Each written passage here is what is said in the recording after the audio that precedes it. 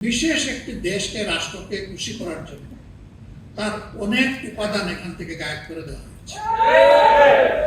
জুলাই জাদুঘর, স্মৃতি জাদুঘর যারা দেখেছেন তারা তার দামি রূপটা দেখতে পাবেন। বাস্তব রূপ ছিল তার চেয়েও কঠিন।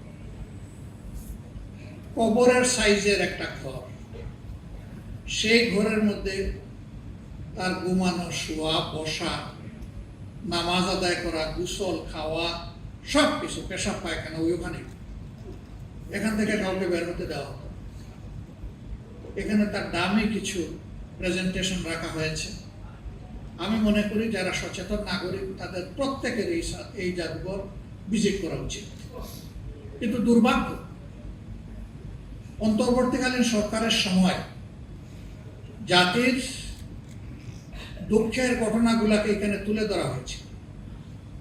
বিশেষ একটি দেশকে, রাষ্ট্রকে খুশি করার জন্য তার অনেক উপাদান এখান থেকে গায়েব করে দেওয়া হয়েছে।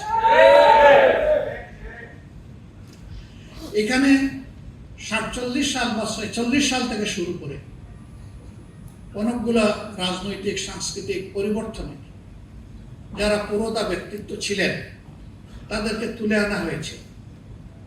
এর অনেক কিছু এখন গায়েব করে ফেলা হয়েছে নির্বাচিত সরকারের হাতে যখন আসছে। অনেক নির্যাতিত মানুষ, তাদের স্মৃতিচিহ্ন ছবিগুলো ওখানে ছিল। একটি নির্দিষ্ট দলের লোকদের স্মৃতি রেখে বাকিগুলা গায়েব করে ফেলা হয়েছে। আপনারা সেই সময় ইসলামী ছাত্র শিবিরের কেন্দ্রীয় সভাপতি দেলার হোসেনের কথা জানেন, যে প্রায় 200 দিন যাকে রিমান্ডে নেওয়া হয়েছে, তারপর কি না অত্যাচার করা হয়েছে। আমাদের প্রয়াত প্রধানমন্ত্রী বেগম খালেদা জিয়া তার নাম নিয়ে আক্ষেপ করেছিলেন।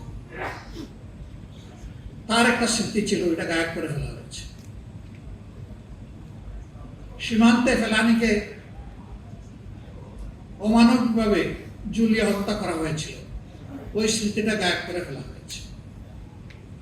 এটি ভালো লক্ষণ নয়। ক্ষমতায় যারা আসে এসেই বলে ইতিহাস বিকৃতি করা হয়েছে, কিন্তু এ পর্যন্ত বাংলাদেশের ইতিহাস বলে সবাই ইতিহাস বিকৃতির নায়ক ছিল। এই অপকর্ম থেকে কেউ বের হতে পারে। একটা মুসলমানের দেশে চিন্তা করা যায় যে মানুষকে ধরে নিয়ে গায়েব করা হবে বছরের পর বছর।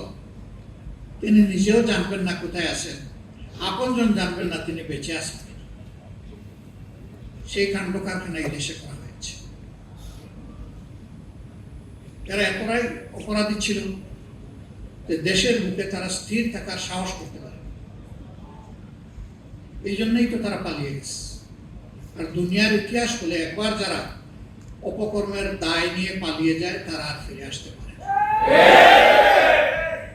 কোনো ইতিহাস নেই।